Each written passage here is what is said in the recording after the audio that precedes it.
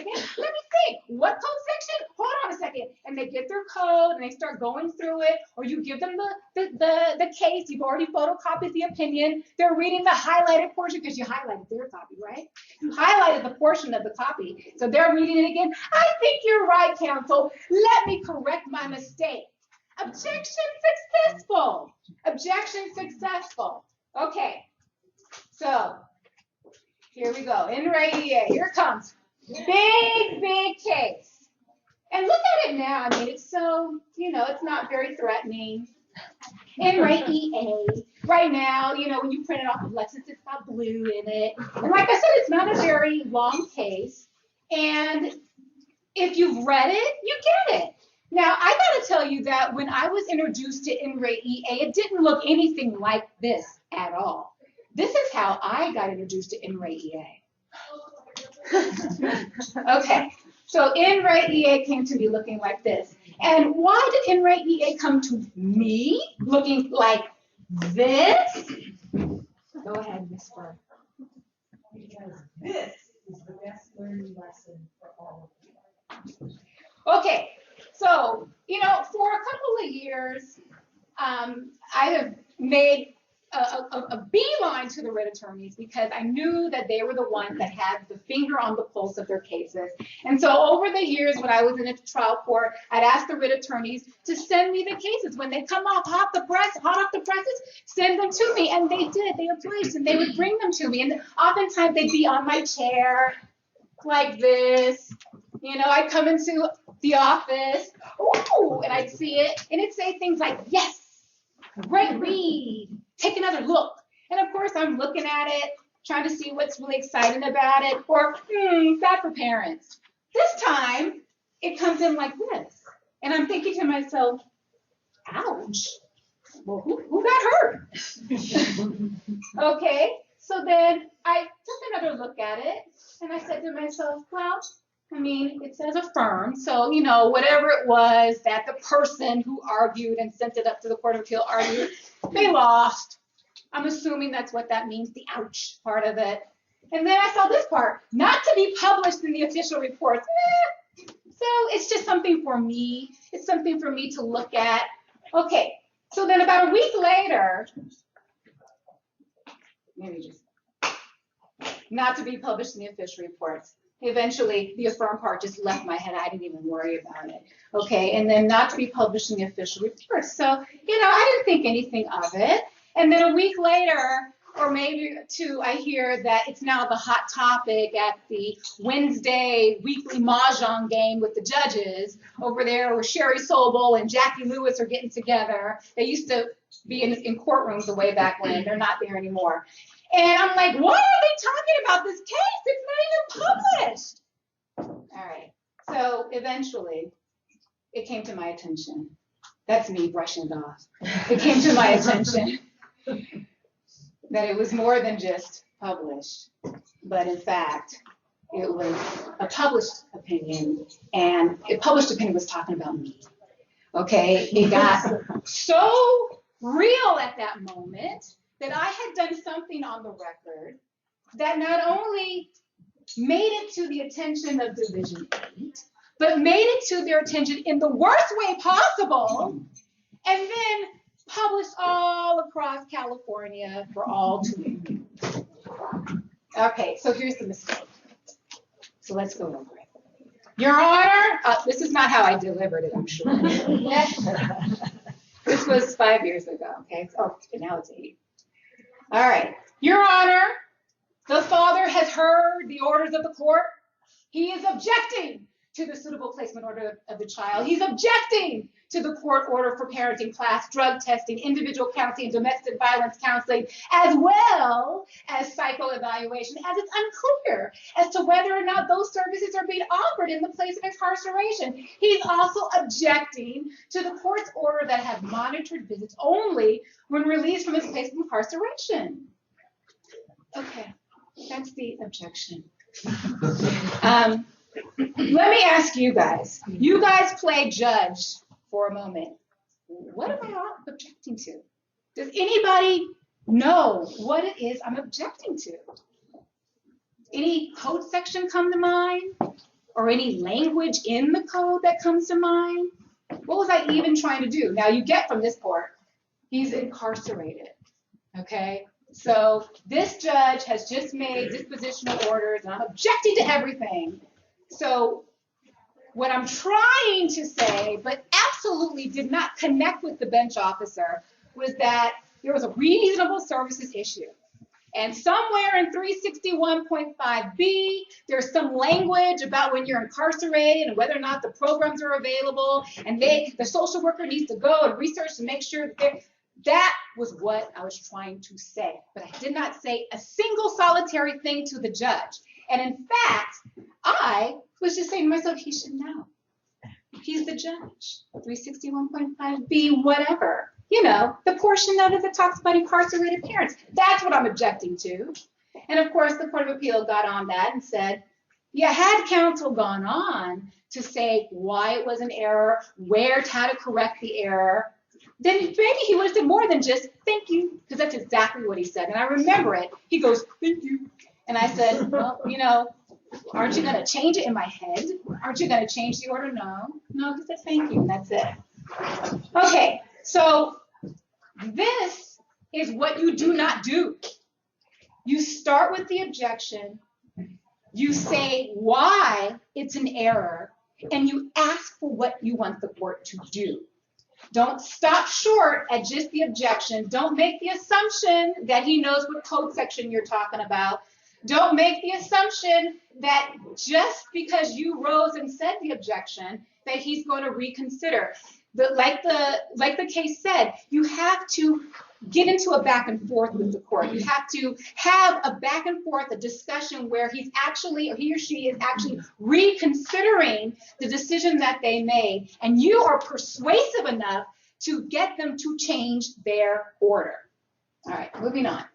Continuances. All right, so of course, I'm trying to make sure that we don't have this feeling under the pressure of IAC, and that we can think about mistakes in a way that is survivable. So I put in certain ways to sort of dramatize what we're doing on the record. I am by no means trivializing what we're doing. I'm just trying to bring moments of levity. So here we go, continue. First, Mr. Reed, I see where your client... Your Honor, I would like a continuance.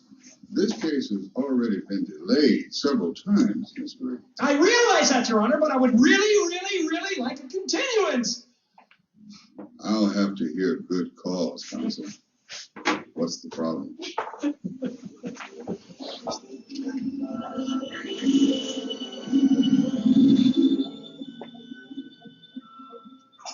I can't lie! Commendable, Mr. Reed, but I'm still waiting to hear good cause, whether you have one or not. Motion for continuance denied. All right. So I hope you guys don't think that I think that that's what you guys are doing. You guys are doing that, right? Okay. So continuances. So I see this a lot. So you should immediately be plugging in. It's Welfare Institutions Code Section 352. Now there's subsections, but immediately, if you're hearing someone say continuance, which I know you guys hear a lot, even before you go on the record, walking around, counsel over here, everybody's putting their court appearance sheets. What you gonna do on number 5? Counsel, I'm gonna do a calendar call. Number 1, that's a continuance. Every single solitary time you hear anybody utter the word continuance, you should immediately be thinking 352. And it's not the same 352 that you guys are shouting out when there's a witness on the stand and they're saying stuff and you go, objection, 352. No, that's evidence code. This is Welfare Institutions Code Section 352. And I gotta tell you, it's not the easiest read, but it's there, and it's always been. And we never use it. We sometimes use it, but we don't use it enough. We just kind of assume we're gonna get the continuance. We kind of assume we're just gonna get that next case, that next court date, and the case is just gonna move right along. But you gotta stop, and you gotta think, should we be continuing this case? How should we continue this case? What happens if we continue this case? Okay, so that's the procedural posture. You got to think, where am I at in the case? Is this the jurist? Am I already here at the 6-month date? Where am I at? And why is that important? Because the second most important thing when you're thinking about or someone's entertaining the court for a continuance, you got to do the math. You got to do some math. You got to think, okay, hold on a second. The detention came in. It came in January 3rd, 2018. Okay, that means 60 days from, you guys know where I'm getting that 60 days date, right? Okay, 60 days, that's going to be February, March. You got to do the math.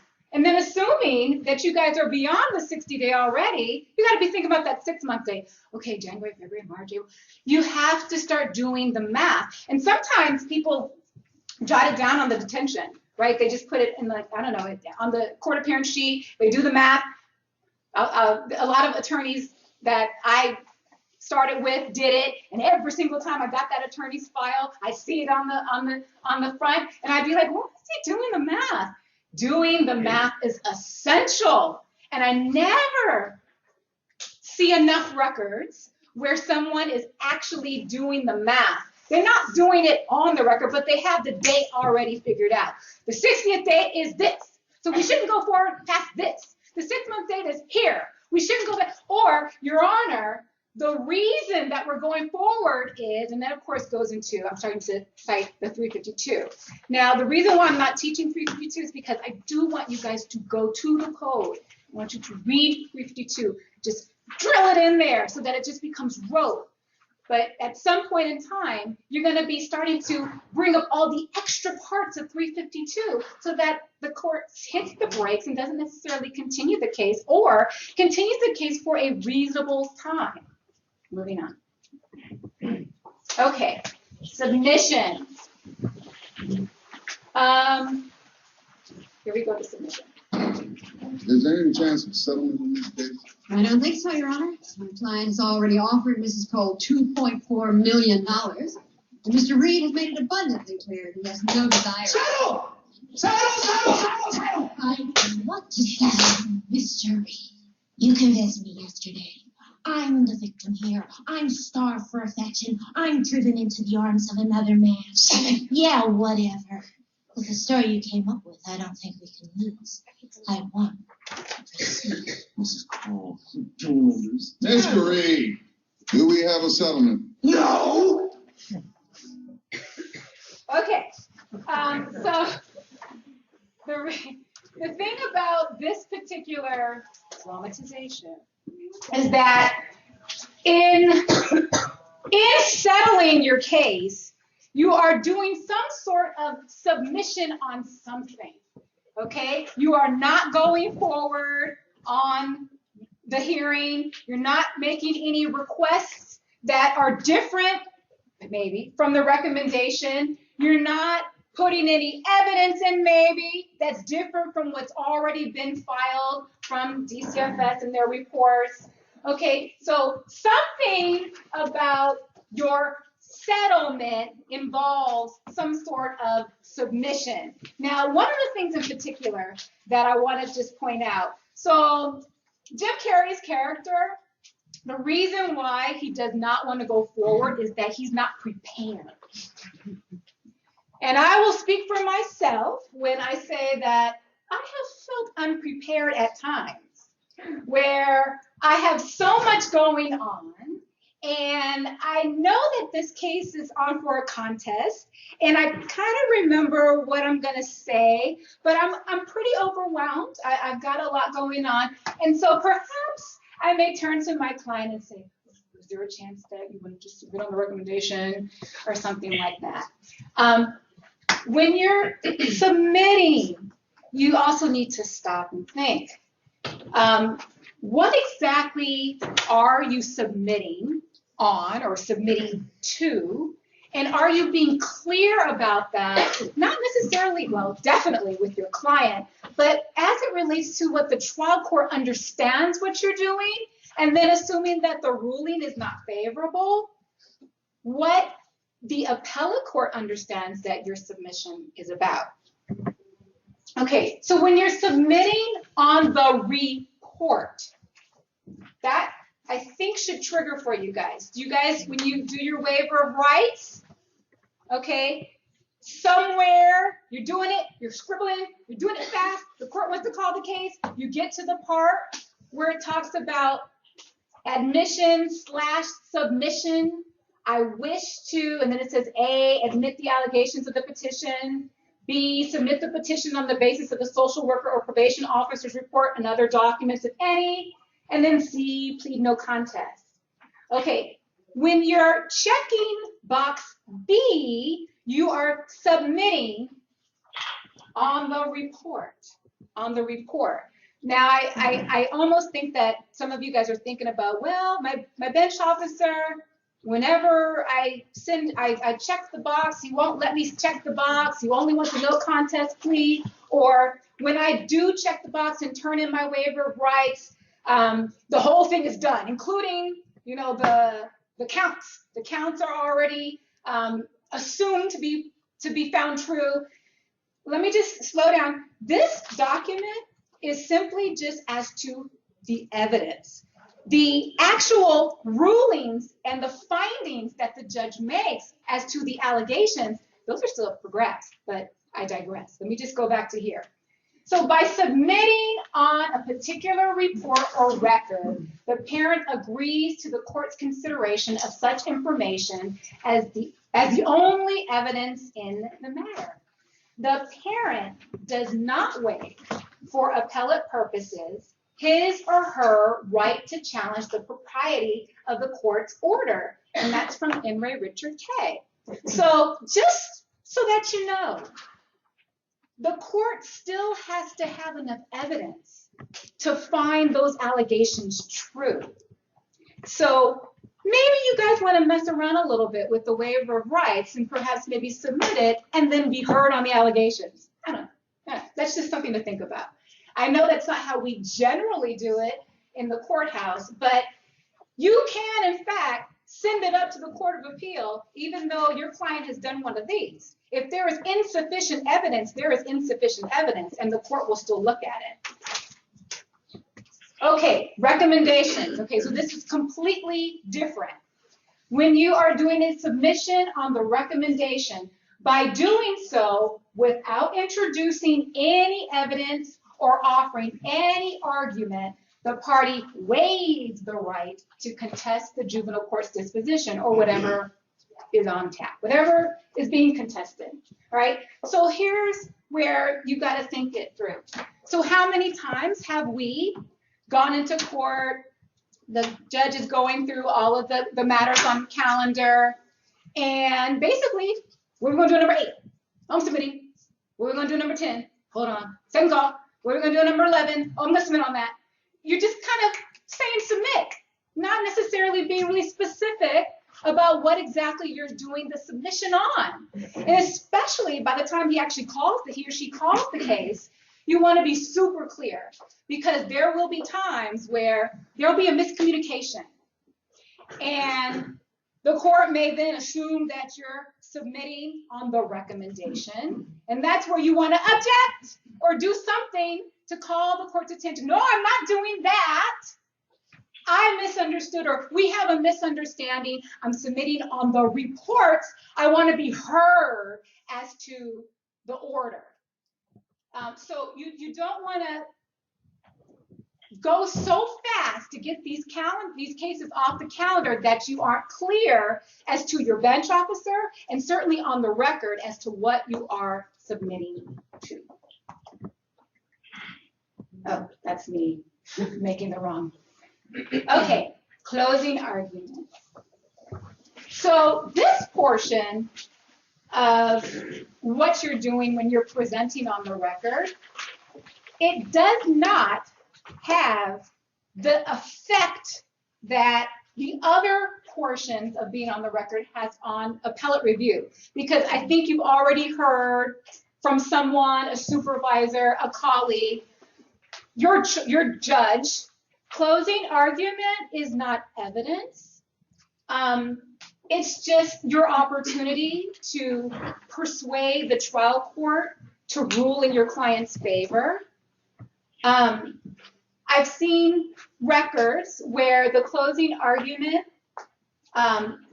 seems to also be an opportunity for the trial attorney to bring in more evidence. That's not the time to have done that. The time to have done that would have been at the time when the evidence is being admitted, is being marked. That is your time. Once the court has closed evidence and is asking for closing argument, you can't start talking about what the mom, was going to say, or by the way, the grandma who's in back of the courtroom, she also believes, or the kid wants to go home, or I have this letter here.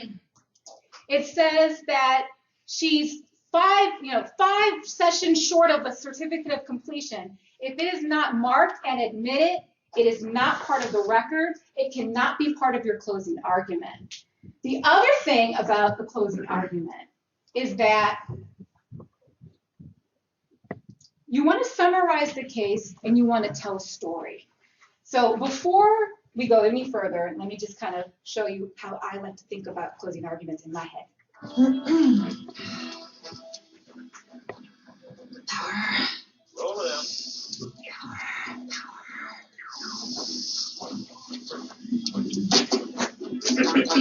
One sleep, and you're gone. Mammy.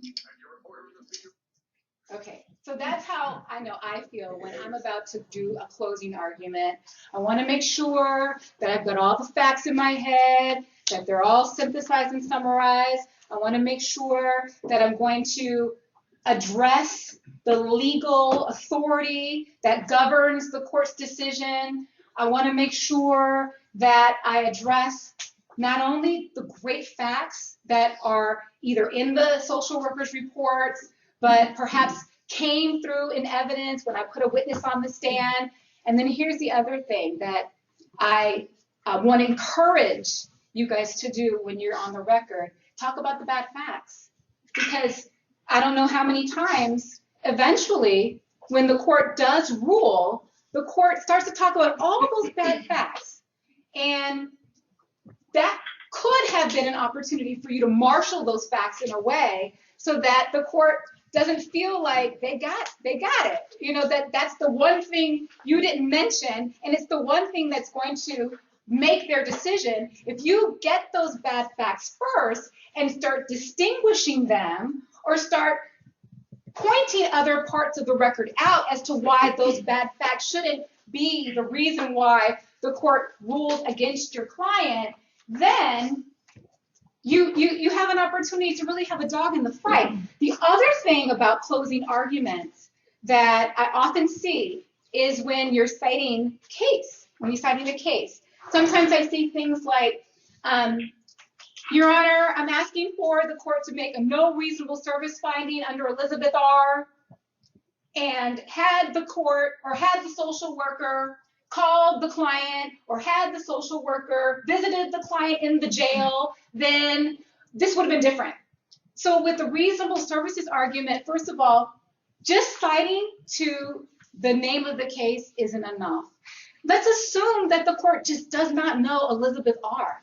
You have to be the one that knows it backwards and forwards. And certainly the parts of the case that actually have anything to do with your case. And then, of course, when you say, well, had the social worker called the client or had the social worker visited the client in jail, you want to continue on and say what it was that would have facilitated your client's reunification or would have furthered your client's reunification with the client. Okay, so the responsibility for adequate due process does not end with the court. Juvenile court attorneys contribute to the problem when they attempt to expedite the process. So when you're going into the record, I get that the court is moving you as fast as they possibly can. And maybe even you want to move as fast as you possibly can because you want to get back to your office and start processing and developing your cases for the next day or for the next week. But there's got to be a part of you that slows down, even if you're going to get, crazy looks from your opposing counsel, or if you're going to get pushed back from your bench officer. You gotta slow it down so that you don't miss the objections, that you don't miss the reasons why things are being continued, that you don't inadvertently submit on a recommendation, and that you don't overshoot the most important facts of your case while you're trying to persuade your bench officer to rule in your client's favor. It's incumbent upon the attorney to devote sufficient time and effort to afford their clients proper representation. Efficiency and effectiveness are not mutually exclusive. It is often wise to spend a prudent amount of time at the outset so as to avert future trouble. Okay, so easier said than done, which brings me back to the handout. There's not a lot of time to do everything that we want to do on all of our cases. But at a minimum, the issue should be there in your head so that as you're going through a particular day and you have a 2.5, a juris, a dispo, a TPR, and you're bouncing back and forth from one code section to another in rapid succession, you can spot those issues quickly and it won't throw you. Because that's what throws me. That's what has thrown me over and over and over again. I'm bouncing back and forth from one procedural posture to the other. There's a code section that I know applies to what's going on, but taking that hat off, putting that hat back on, doing it again and again and again, it's hard to keep track. So the handout is kind of something that I wish that I had, and in fact just started doing it for myself. I just wanted some place to go to so that I could just see, where do I need to make these objections? I don't necessarily know what the code section is, but I know enough to know that it's somewhere in the code, and I either need to go find it, ask a supervisor, or come upstairs to the 5th floor and ask somebody over in this section here. Enough to just say, she said something about that. I don't really remember. I need to say something now. So let me go to this portion, surviving your mistakes. Okay, so a couple of things that you can do. You've made the mistake. You've made the mistake. I have maybe had a conversation with you. You've had a conversation with your supervisor. So what do?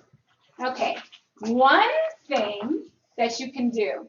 So this first one, raise the objection by questioning the procedure or the order. So this is probably what I could have done when I was representing Dad in NRA EA. I wasn't necessarily, well, there's a backstory, that's a whole nother training. But I wasn't necessarily 100% clear about what the language was in that code section. I knew it was 361.5B. But what I could have done was I could have backed my way into the objection by saying more about why I thought what was done was an error. I could have said something more about the social worker didn't even call the jail. Now, in that, I'm not saying 361B, 361.5B, and I'm certainly not using the exact language that's in the code section, but I'm backing my way into it. I'm giving him some more information to consider. I could have also said something like, there's a relative who could bring EA, who could bring EA to see him and visit. I could have said something like that. That would have been the portion of the order or the objection where I said, I'm objecting to visitation being only after he's released. I could have said something like that. You know, something to back your way into objection. You know it's there. You don't know the language. You don't know the code section, but just talk it out. Just talk it out. Okay, the next thing you can do to survive your mistake, submit a walk-on request. Now, I have been hearing that it's not so easy to do this anymore. That's not so easy. It was easy for me. It was easy for me to do it. But as I understand it, it's not so easy. Okay, taking into consideration that it is not so easy, then if you have to do it right. You submit a walk-on request. Somewhere in your walk-on request, you're going to say what the order was. You're going to say what the error was. You're going to list what order you want, and you're going to say why. Under Welfare and Institutions Code Section 319, the court should have made detention findings. Okay, something like that. Especially if you phrase it the right way, the court should be like, you know, we need to put this on the record, and they'd be willing to interrupt their regular calendar to put it back in, and then you can be heard, and you've survived your mistake. So that's one thing you can do. File a request to change court order. So that's your JB 180, and that's pursuant to Welfare Institutions Code Section 388.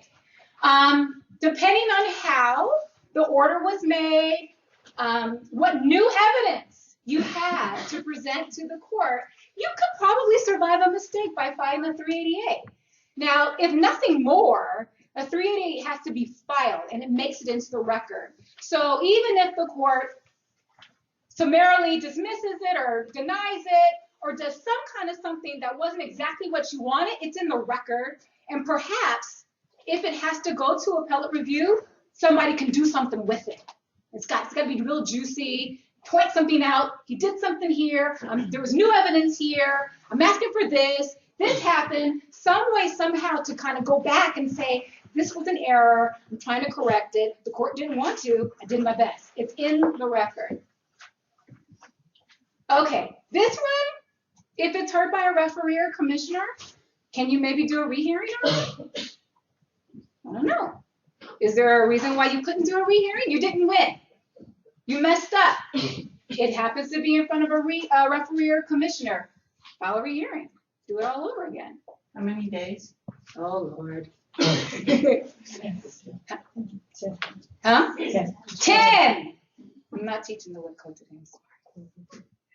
All right, so that's the end. So let me just take the handout. Okay. Have you guys had a chance, or let me just go over some of these. Okay, so there's some of these that we didn't get a chance to talk about because I didn't put it in the presentation. Okay, so on page 2, the appearances. Another common area in the record that sometimes has an effect all the way down the line when we finally get to a TFR or when we're finally getting to a TPR. Okay, has the client requested to be appointed counsel? Are you just being in front of a court? Are you making a special to call the client? Think about what you're doing. A lot of different people have a different way of doing it, so I'm not going to tell you what one way to do it. Again, the purpose of this discussion is to flag the issue. If you want to have a discussion about what to actually do, you go to a supervisor, you come up to the 5th floor, but somehow, some way, the issue needs to be there in your mind so that you don't miss it and step over it. Is the client making his or her first appearance after the court has made dispositional orders? Immediately, you should be thinking about Ainsley motion. Are you making a general appearance? Are you making a special appearance? Has notice been made proper? They're coming in after dispo. Okay, does the client reside outside of the United States? So automatically you're thinking, does this person reside in a country that is part of the Hague Convention? And is there notice? So you got to stop. You got to slow down. Go through the reports. Think it through before he's calling the case. And then you're already on the record making the general. Has your client requested to be appointed counsel for a new case concerning the child's sibling? So you're already in the case. They have a new child, or there's a child that wasn't filed on, subsequently filed on. You're at the detention hearing. The client's not there. Are you picking up this client for this child as well? That's a discussion that you need to have with the client. You need to ask, Your Honor, I need a continuance. Let me have a 1 day. I need to call the client. Something like that. Just be mindful. It may not turn out to be anything that's going to hurt the case. The point is to flag the issue and resolve within yourself, this is nothing. Or, oh, this is something. I need to do something about it. Okay, with evidence. How do I make sure that the information becomes evidence in the record? Well, is it admissible? Ask yourself those questions. Did you proffer the documents for admission into the record? That's what I was talking about earlier, where there was a record where there was a dispositional order that definitely was signed by the judge, definitely was signed by the client, did not make it into the court's legal file. The court was going ahead and just assuming at the 6-month, 12-month, 18-month status review what the orders were.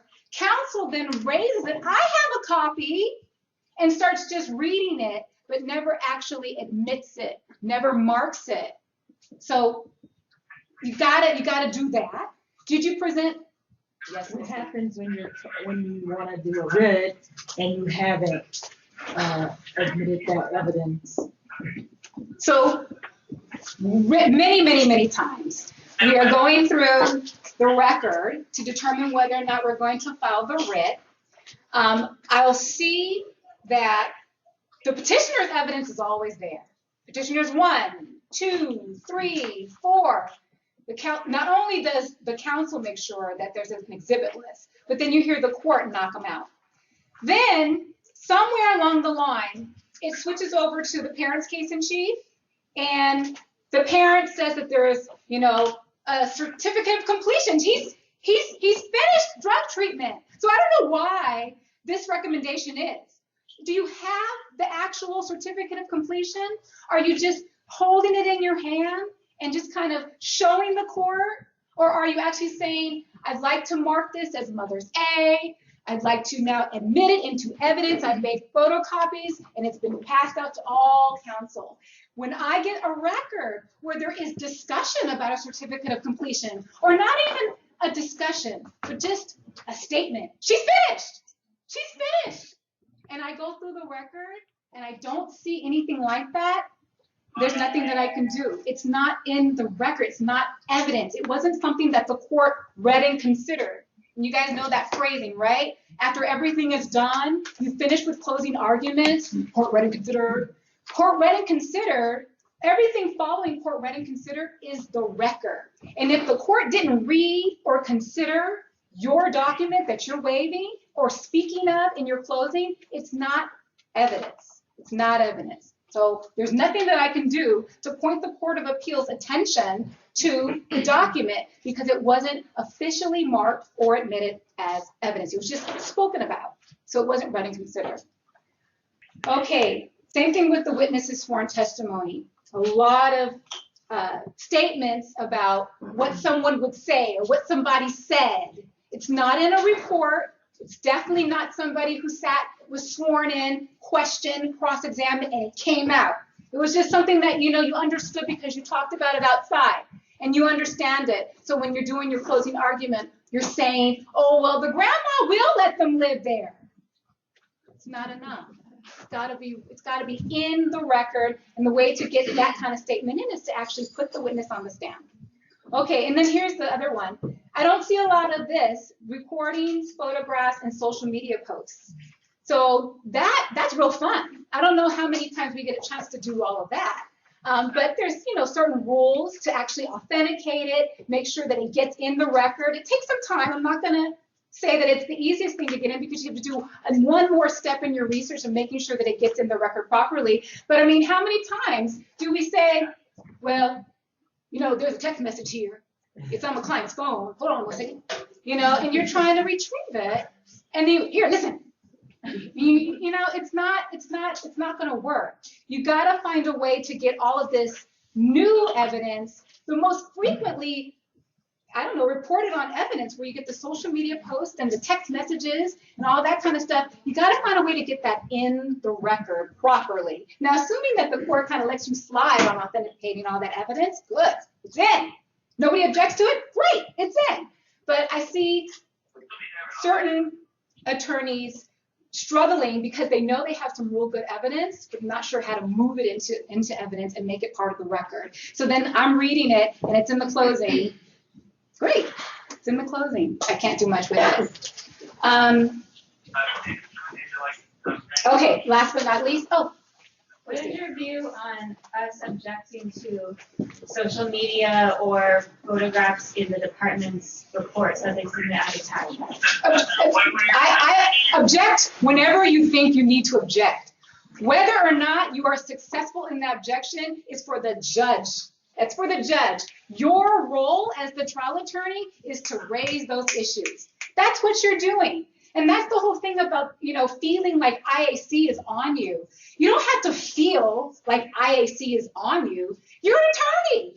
Your job is to put on your suit, walk into court, and raise objections, make arguments, admit evidence. That's what you're supposed to do anyway. So if you're doing that, you're not concerned, or you shouldn't be motivated by IAC and whether or not something down the line is going to come and bring up an issue or mistake that you're not going to make anymore. So object. Object. Be wrong in your objection. Be overruled. The point is that you made the objection. Okay, requested orders. Okay, I see this a lot. I'm just raising the issue to see whether or not this comes to mind. I see a lot of, Your Honor, we're asking the court to return the child to the parent. And in the alternative, if the court is not so inclined, we're asking the court to find no reasonable services. So I understand the bifurcated argument where you want the court to do this, and then if not this, then do this. I would say that you ask for the top thing. Just ask for that. When you kind of ask for the other thing, you give them an out. And I know sometimes, well, I want to control the out. If they're going to not give me this, I want them to give me this. Just go for the top one. Argue the heck out of the one that you want. The order that you want is the one you're going to argue, and you're going to persuasively order that one. And so while I'm not discouraging in the alternative, the court is so inclined, just think about it. And then particularly when you're doing the reasonable services in the alternative. There is argument that if your client is asking for the kid, then your client has rehabilitated and services were so good that the kid should be returned home. And the argument is that why would there be a reasonable services issue if your client is now rehabilitated and did everything that they were supposed to do? So I've seen it kind of questioned in the opinions, but I just bring that to your attention so that you guys can think about it. If services were not reasonable, then you're asking for the finding and you're asking for continued services, assuming that you have the time. But if your client is rehabilitated and it's time for the kid to come home, I don't know why you're asking for the reasonable services. You're done reunifying. Just something to kind of put out there. Okay, is there any questions? We're at 1:14. Okay, no questions. Thank you, guys. Thank you.